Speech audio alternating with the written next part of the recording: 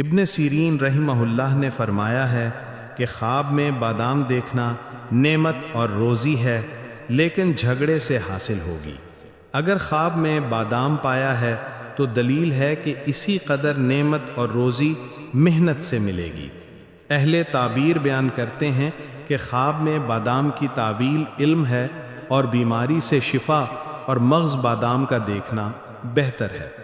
کرمانی رحمہ اللہ نے فرمایا ہے کہ اگر کوئی شخص دیکھے کہ بادام پوست سمیت اس کے پاس ہے یا کسی نے اس کو دیا ہے تو دلیل ہے کہ بخیل آدمی سے کوئی چیز سختی کے ساتھ پائے گا، اور اگر دیکھے کہ مغز بادام سے تلخ روغن نکالا ہے تو دلیل ہے کہ اس کو کسی کنجوس آدمی سے اس روغن کے اندازے کے مطابق فائدہ پہنچے گا۔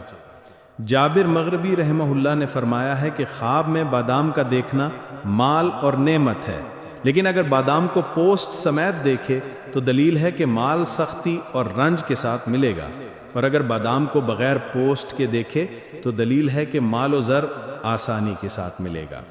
جعفر صادق رحمہ اللہ نے فرمایا ہے کہ خواب میں بادام کا دیکھنا دو وجہ پر ہے: نمبر 1 پوشیدہ مال حاصل کرنا، نمبر 2 بیماری سے شفا پانا۔